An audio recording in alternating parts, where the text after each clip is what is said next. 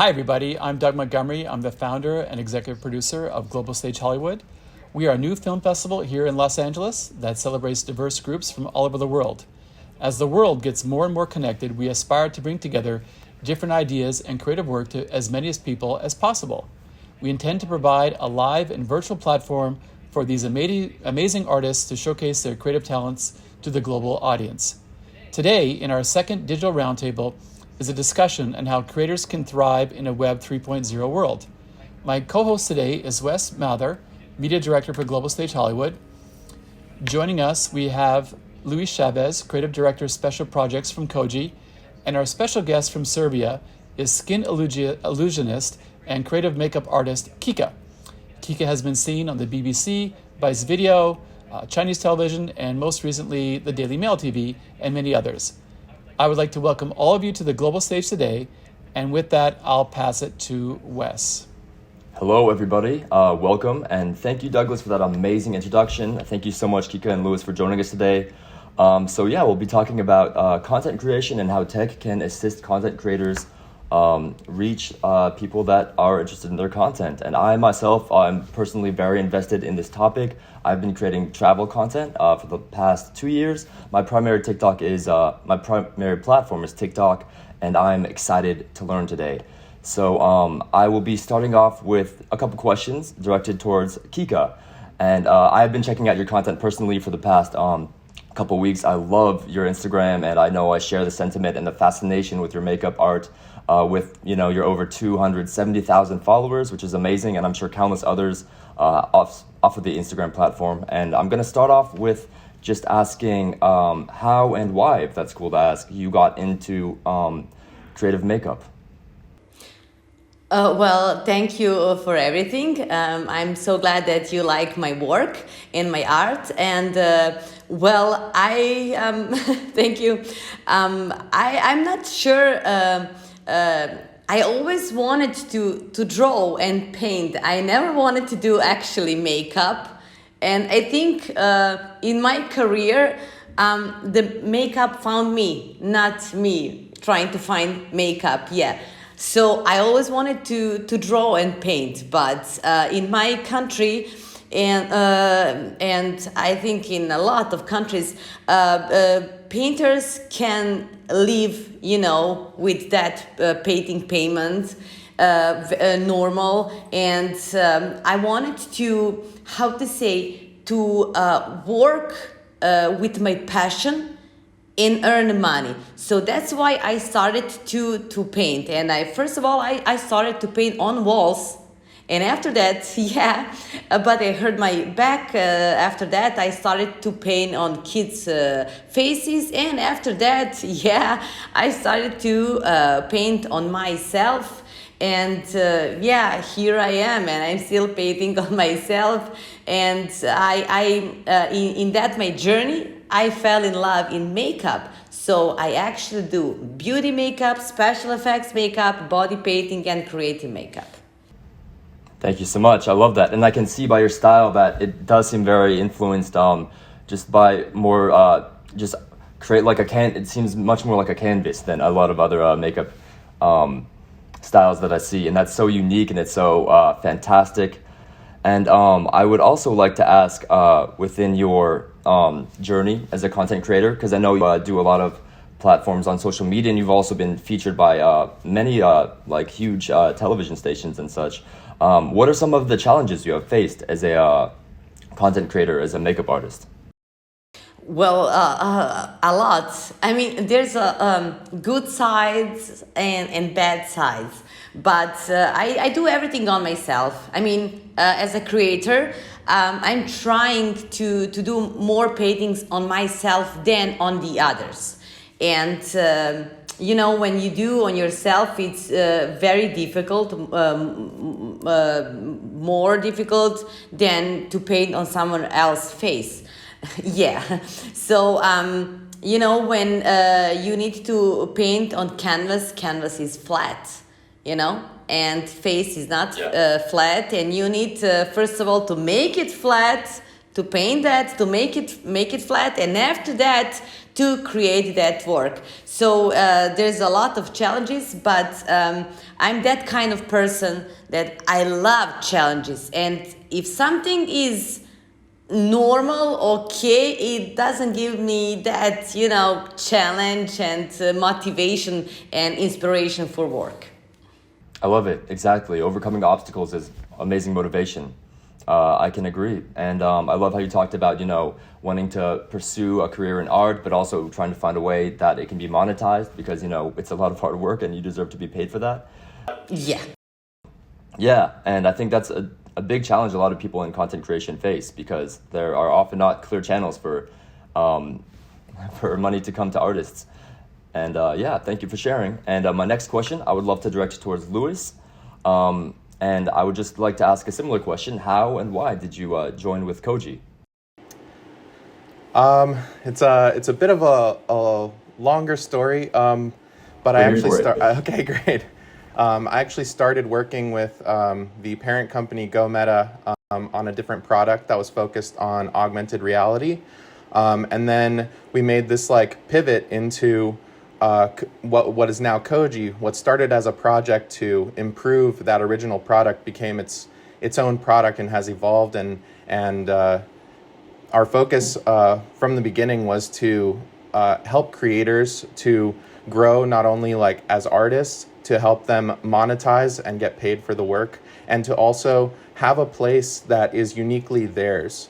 I think we all sort of face this problem on the internet right now where you have to kind of post all of your content somewhere else. And so our goal really was to bring that back to the creator. And so I immediately, as soon as they pitched this pivot to me, I was like, all right, I'm staying. Let's keep working on this thing. And fortunately, it's been growing ever since, and super grateful for that journey. I love that. That's fantastic. And that is something that I can see helping out a ton of people. And I'd just like to build on top of what you said with a further question. What problems specifically for creators such as Kika would you believe that Koji can solve with what you've created there? Absolutely, yeah. So on the surface, right, Koji is this link in bio, and there's hundreds of link in bio platforms out there. There's nothing really special about the way that ours looks, right? When you pop up the hood and find out what's underneath and this incredible infrastructure that we've built to support this link in bio, that's where the real magic happens, right? Our link in bio has an app store, an entire app store that allows this link in bio to open up apps within the link in bio itself. So when you think of something like a tip jar or a giveaway or a behind the scenes look at something, all of these are mini apps. They open up directly inside the bio. So when somebody is on Instagram and they open up your link in bio, they can actually access all of these apps without being redirected to other places. And so that not only gives you full control of what you present to your audience, but it also keeps your audience engaging with your content for longer because all of this content lives within your space. Now, there's this other problem that we talked about earlier about your digital identity and where your digital identity lives, right? And everything we post is going to all of these major platforms, Instagram, TikTok, Snapchat, Facebook, whatever, YouTube.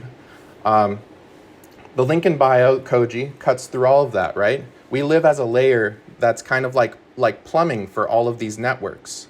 And so what that allows you to do is curate a specific set of apps, content, experiences that can now live across all of your different platforms.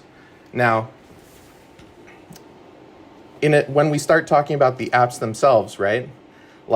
Those apps solve specific problems that creators face. Monetization is one of the major problems. You see a lot of folks that no longer can rely on something like ad revenue when making videos and making content, posting images, whatever. We provide several different apps, tip jars. We allow people to sell services or digital products. We allow people to engage with, participate in an online community via challenges.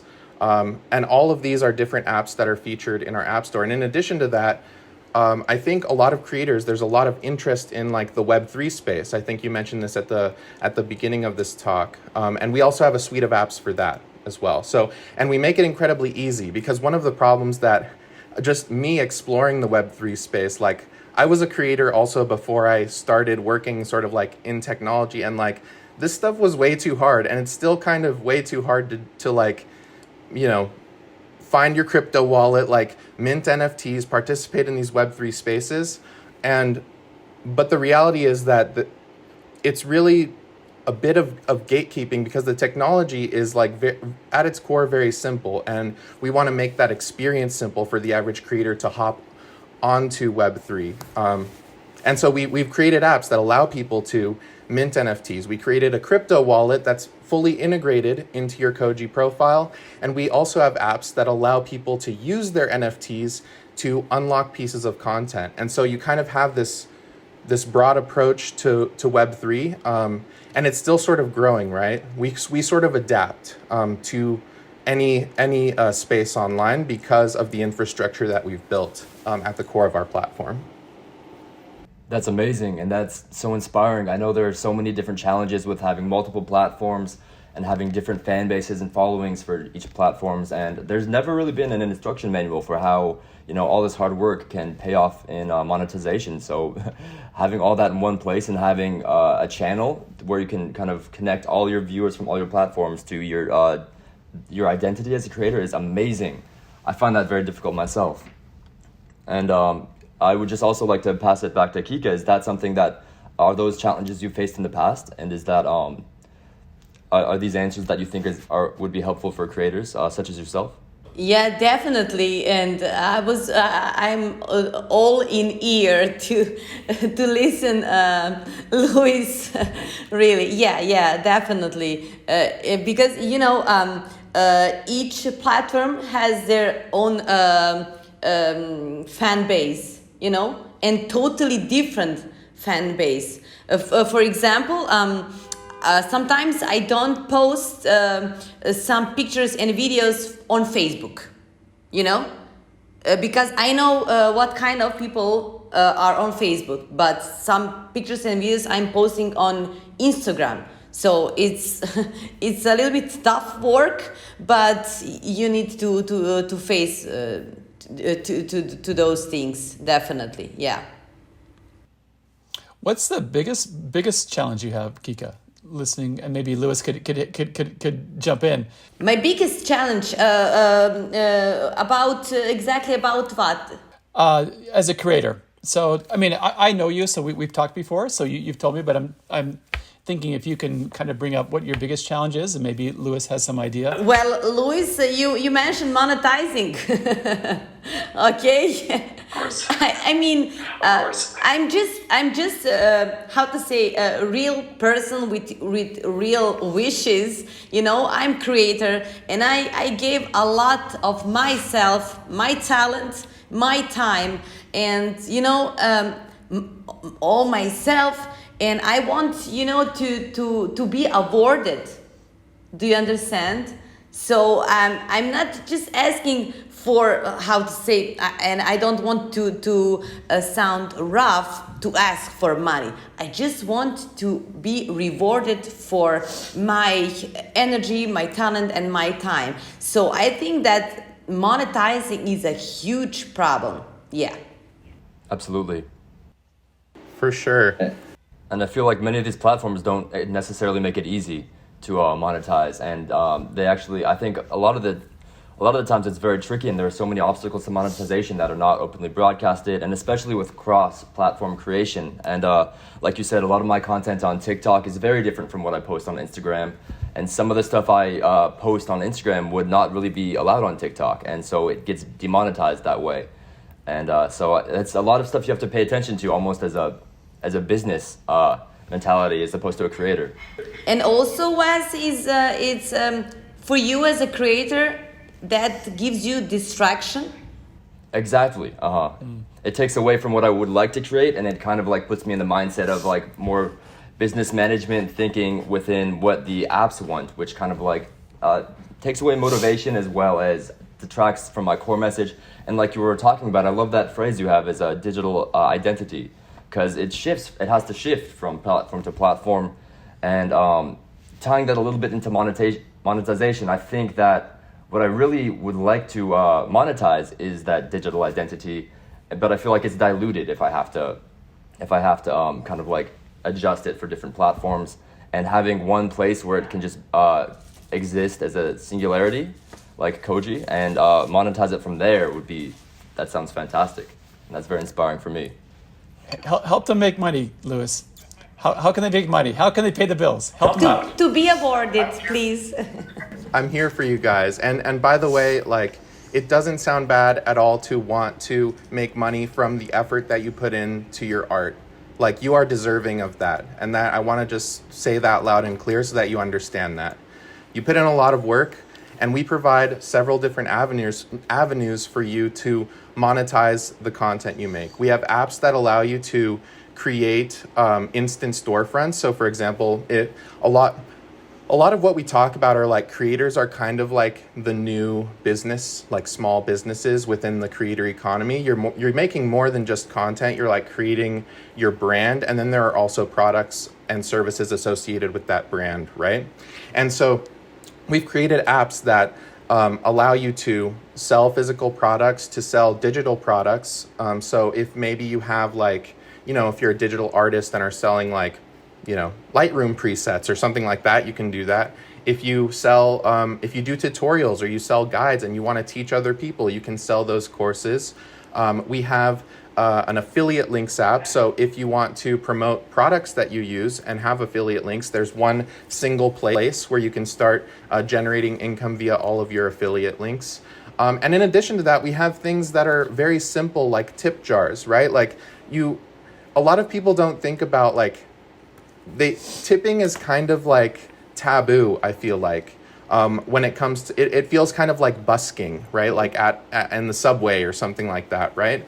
But the truth is that your core audience, the people that are going to visit your link in bio, those are, we talk a lot about like the 1,000 true fans. Like those are the people that are going to be engaging with your content and supporting you throughout your journey. And eventually that starts to grow and grow a little bit. And those are the people that want to like gift you. They're like, I love your content so much. I want to continue to see you create that content. And so we've created tip jars and variations of these sort of tip jars. Like we have this, one of the cool parts about our platform, right, is that we can take an app and we can fork it and create an app that's similar, but like at the same time totally different, like functionally similar. The idea of making a transaction is not unique in any way, but the experience can be totally different. And so while we do have like a very standard tip jar, right, we also have this app that's called Gift Me. And those are kind of like little small tokens. Like if somebody, think of like buy me a coffee, but for anything, right? That you can say like, oh, do you want to like buy me some fries or like an Uber or something, whatever. Like all of these things, like a computer, headphones, like microphone, makeup, like all of these things and in varying amounts. And it's, at the end of the day, it's still a tip, but at least your audience sort of knows like what that tip is going towards.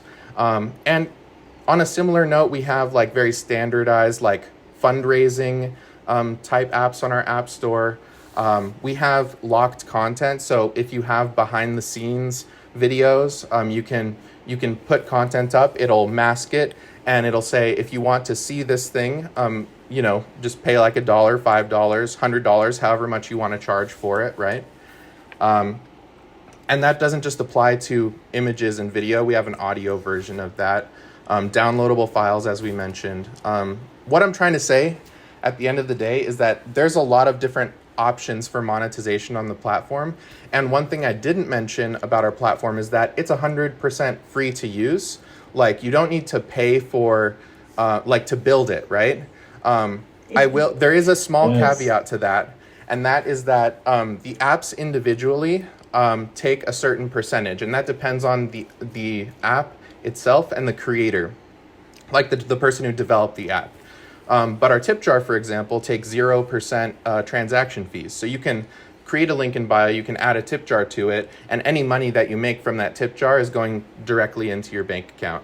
And then our other apps are anywhere between 5 and 15% per transaction. And so even when you compare that to other platforms that help you monetize, you at the end of the day are still going to be making more money than if you would going to another platform.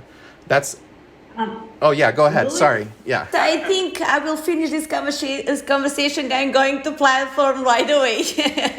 Right? Yes. No. I second Yeah, that. I like that. Yeah, I have the song from Rihanna. Where have you been all my life? Now, yeah. I like that you mentioned that everything is like all in one place. You know. And that is really important for I mean, I'm talking for myself as an artist. I mean, you know, Wes, we need to be concentrated on our work, and someone else we do that other thing. So that's definitely the best way. So Yeah. I'm Right? I think so too. Yeah, I feel like I'm positively surprised.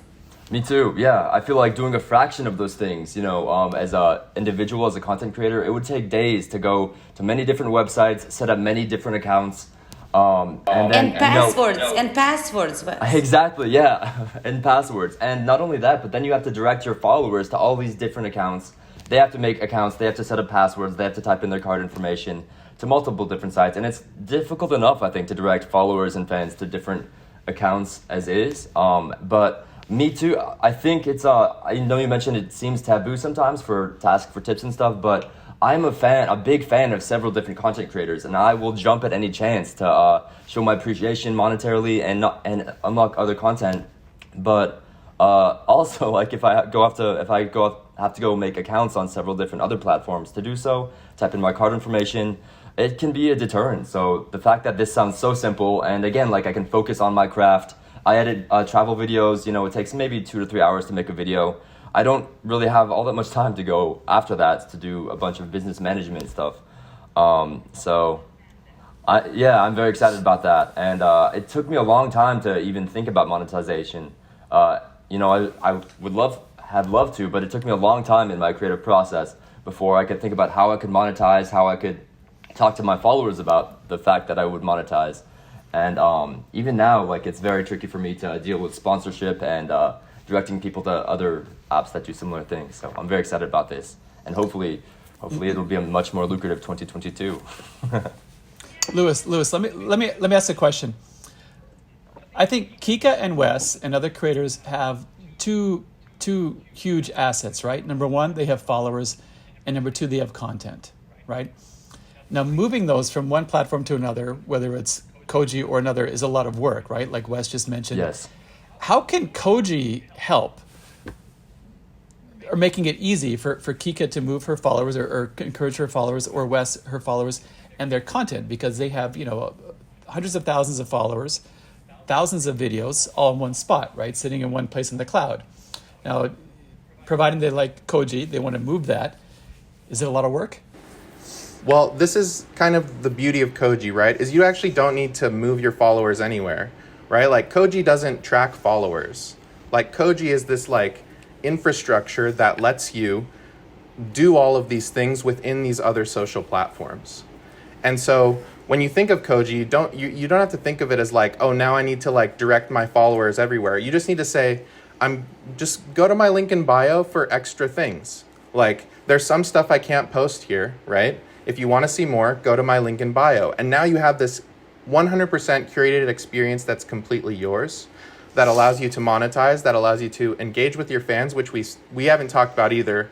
And so it's kind of like, in terms of like the content that you're posting, right? That content that you can't use, Koji's the place for that.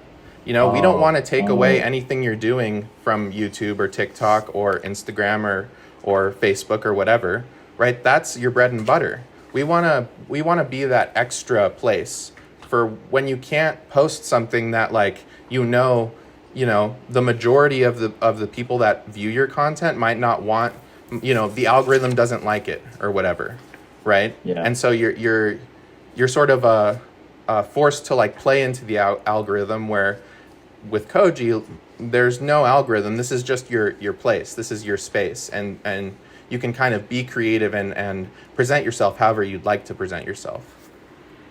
That's wonderful. Yeah, that's an issue I've faced quite a lot because TikTok is my primary platform, but it has a lot of rules about what can be and can't be in a video, and it also has even more like kind of unspoken rules about what videos will do well. So I kind of like maintain that, and Instagram has a lot less rules, so my monetization platform is much more successful on Instagram, but I believe I have, it's so hard for me to send traffic from followers from one platform to another. I think I have maybe 555,000 followers on TikTok, but I only have 10,000 on Instagram. So it's very difficult to do that. Wow. Oh no, but I mean, again, but on Instagram I have 10,000, and so it's very difficult for me to do much with that platform, even though that would be a much more useful platform for me to have. So this is already a very exciting thing for me.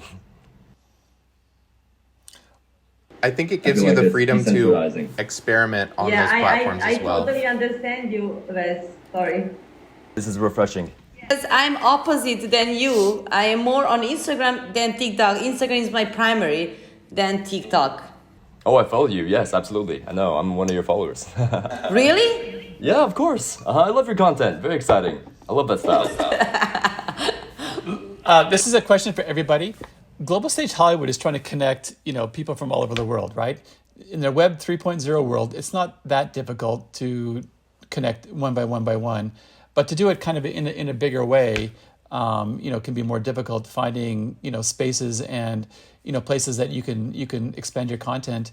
How can Koji help, let's say Wes and Kika, create a global audience? One, and then two, how can Koji help it better than your competitors?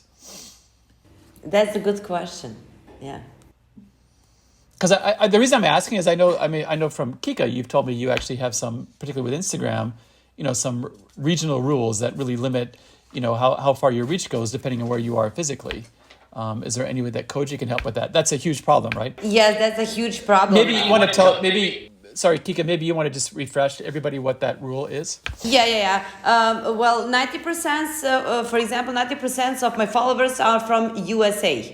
And I am based in Serbia. And here in Serbia, when I am in Serbia, for example, one story, I have like 2,000 views. But when I go to America, I have from 10,000 to 20,000 views per story, and that's what I want, to have everywhere, to get that reach. So tell me now, Luis, and how can Koji help about that? Yeah, so we were talking about bringing your growing your audience globally, right? And how Koji itself doesn't have followers, but it has a bunch of tools that help you engage with your audiences, and you can have a loop where potentially you are having this conversation with your audience and feeding that content that they provide to you back into the content that you create, right? And this is not only a way to, have this other source of content because you're working all the time to try to figure out what to do. What do I make this week? What do I make today? But you also are starting to have this conversation and build that deeper connection with the people that view your content and support you. And so we have apps like this app called the Challenges app, where you can start these online, video challenges similar to if you've seen these like TikTok challenges. Like one of the problems that we tried to solve, right, is there's not really a good place to like see all of the challenges. They kind of just like pop up on my feed, and I'm like, oh, that's cool. This is the place to be like, I'm starting this challenge and you can participate here. And here's a whole stream of all of the people that participated in that challenge, right? Additionally, like we have very simple apps like Ask Me Anythings, where you can just have this open forum for your audience to ask you questions. And by the way, like if you're trying to monetize something like an advice column, you can also charge for those questions, right? We have, we have things like, I like these guest books. We have apps on our, what am I trying to say? Let's rewind just a second.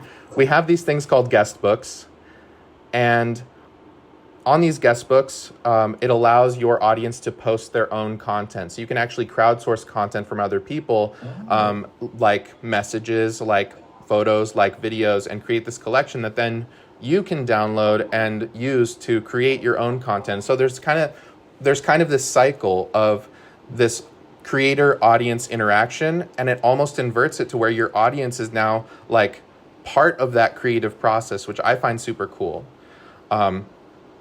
And then also you have your like standard stuff like event calendars, so people can know like all the things that you're doing. You can run giveaways.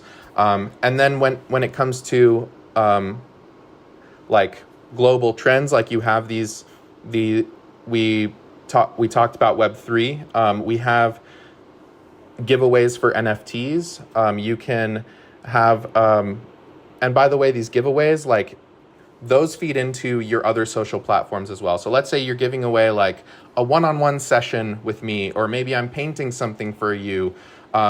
You can, in order to enter into that giveaway, we can say, you get 5 entries if you follow me on Instagram. You get 10 entries if you follow me on TikTok, right?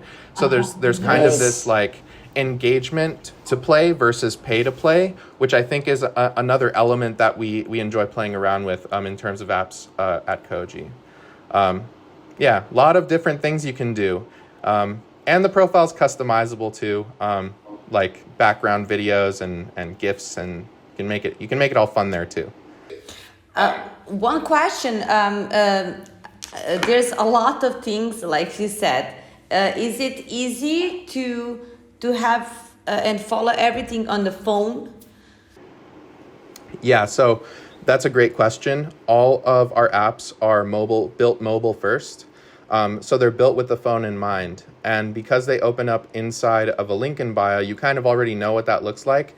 It basically opens up a small window within that link in bio. And that's what we engineer for, is maximizing that small window and making sure that all of that experience is optimized. So it'll actually work better on mobile than it will on desktop because we build for mobile. Yeah, because recently I took some app and I tried to put my fans to that app, but it was a little bit complicated for them to go to that app because there were a lot of things to open, sign up, sign in, blah, blah, blah. And half of them were like, oh, I don't have time. Just no. So that's why I want to ask, is that easy to sign in and everything? It's really important because there's a lot of people who wants to be there to see what you're doing but not to do anything, but that's why I'm asking. It's really important to be easy for apply.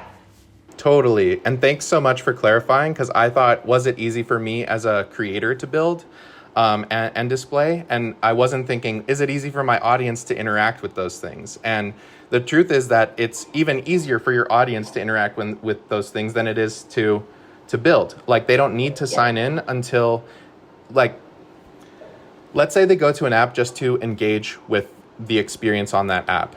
They don't need an account. They don't need to sign in. They can just participate. If they're trying to purchase something, the only time that we ask them to perform any sort of action is when they're actually making the purchase, right? So at that point, they would enter like their credit card info and maybe a phone number or an email, and we create what's called a stub account for them. So the account is tied to that credit card, but they don't actually go through the process of like setting up their own link in bio. Like, they just want to like transact with the thing on your link in bio. And so that process takes, 1 or 2 seconds, and they have the freedom to like explore other things without having that hindrance on them as the consumer, right? And do we have insights of views and something like that?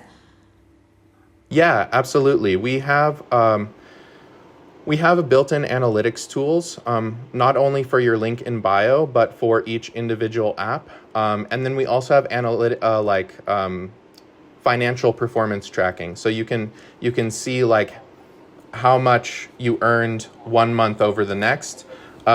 I will say at this point we're revisiting that a bit because we do want to make that experience a bit better. But we do have like core analytics to help you understand like what your audience is doing when they get to your link in bio. In addition to that, we also have these plugins that allow you to connect any app and your link in bio itself to Google Analytics, to your Facebook pixel, to your TikTok pixel. And so you sort of have this other avenue to gather analytics from. Within Koji, the data analytics is for the whole suite, not app by app, right? The data analytics, it's both. It's for the whole suite of apps, but you can also dive into each individual app and see the performance over time on those apps. That's so valuable. That's amazing. Okay. We're getting near the end.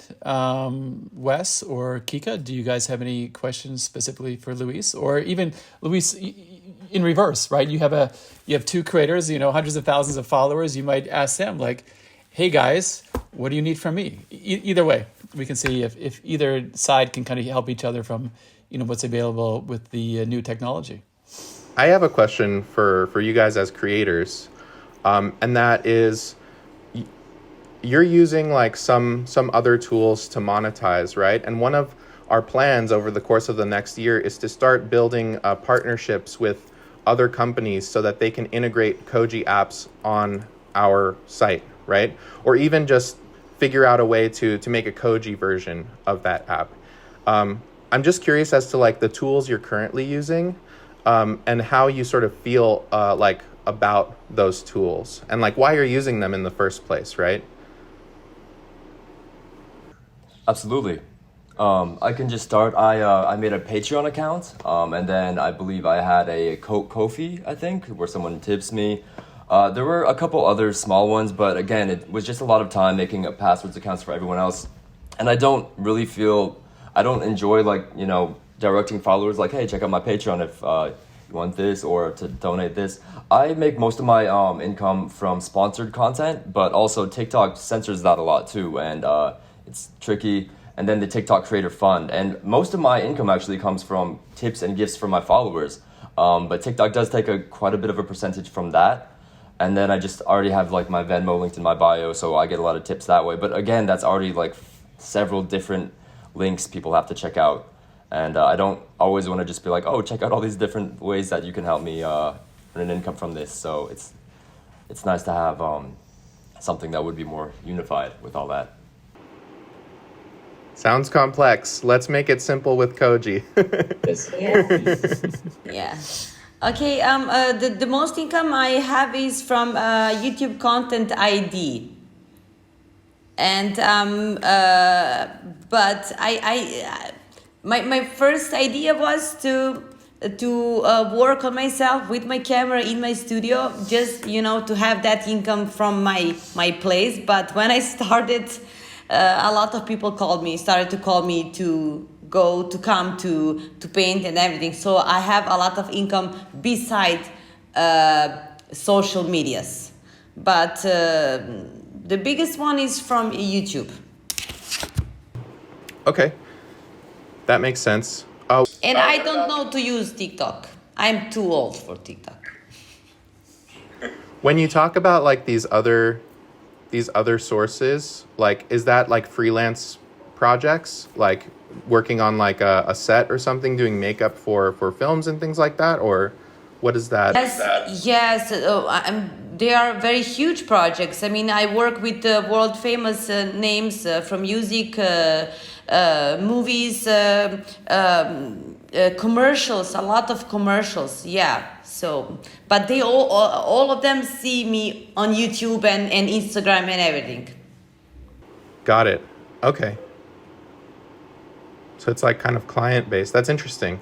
It's kind of like your like content actually has led to like more clients, like professional clients, because they discover you via your content, and that's kind of an interesting dynamic there.